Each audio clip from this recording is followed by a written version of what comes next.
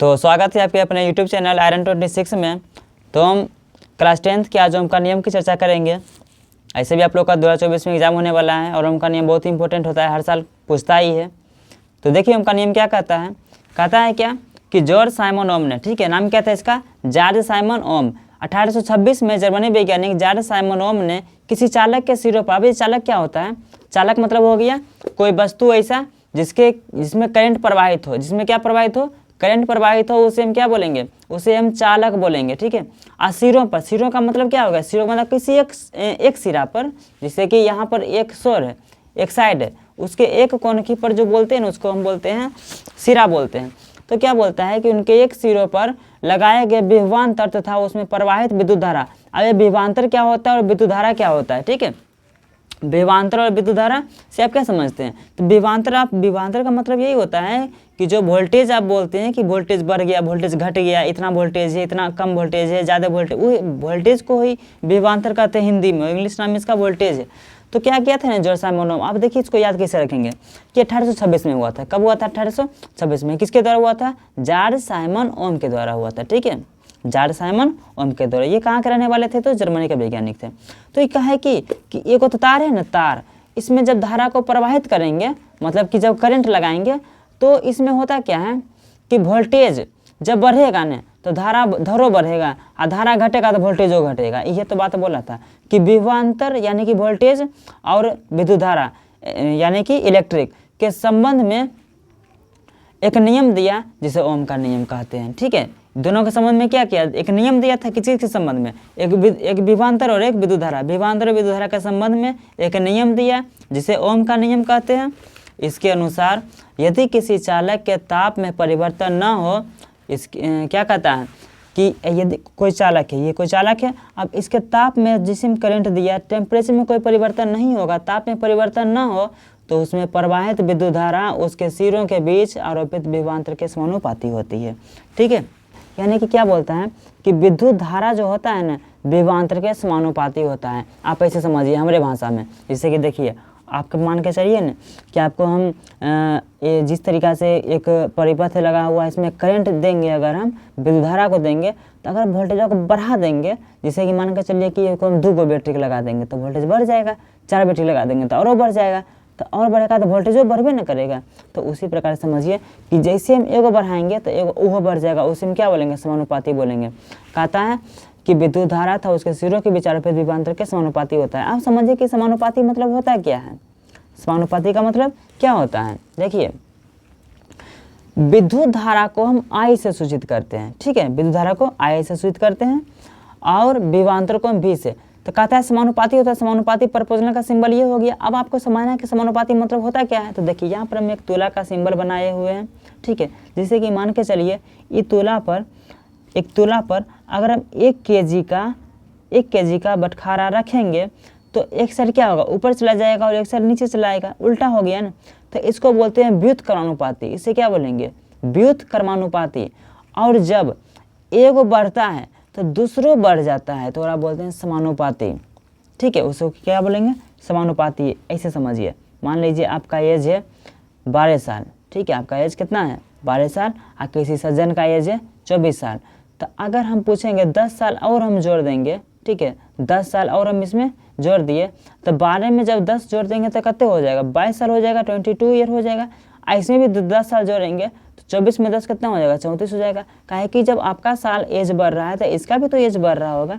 तो जब एक वस्तु का कोई भी कुछ भी मान बढ़ता है और उसी के साथ साथ किसी दूसरे वस्तु का मान बढ़ जाता है तो उसी को बोलते हैं समानुपाती बोलते हैं, ठीक है।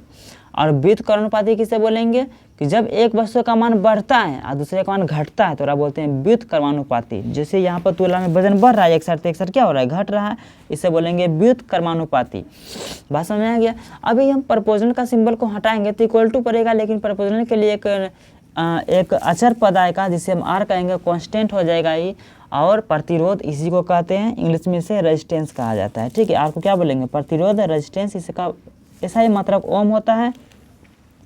I विद्युत धारा, ठीक है, I का मतलब क्या हुआ, विद्युत धारा। विद्युत धारा कैसा मात्रा के एम्पियर होता है, और वोल्ट वोल्ट का ऐसा मात्रक क्या होता है, विभवांतर का ऐसा मात्रक वोल्ट होता है, जो हम विभवांतर को भी वी से बोलेंगे वोल्टेज, इसका ऐसा मात्रक जो होता है वोल्ट, उसे भी हम वी से ही रिप्रेजेंट करते हैं। अब समझिए कि इसका जो होता है ओम का नियम, इसका सत्यापन भी करने के लिए आपको सीखना होगा। तो देखिए सत्यापन करने के लिए हम आपको बता रहे हैं, सत्यापन कैसे करेंगे। तो यहाँ देखिए कहता है कि ओम के नियम का सत्यापन, ओम के नियम का सत्यापन के लिए एक शुष्क सेल, एक एमीटर और एक वोल्टमीटर को लेते हैं। ठीक है, एमीटर काम क्या करेगा आप समझिए। एमीटर क्या होता है, एक वोल्टमीटर क्या होता है, स्विच क्या होता है, नाइक्रोम का तार क्या होता है। ठीक है, ये सबको समझिए पहले।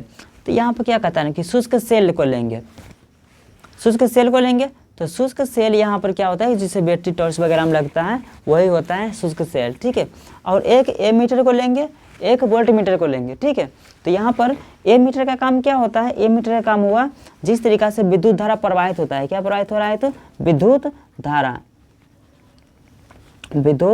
धारा प्रवाहित होता है। तो विद्युत धारा को जो नापता है उसे हम कहते हैं एमीटर कहते हैं।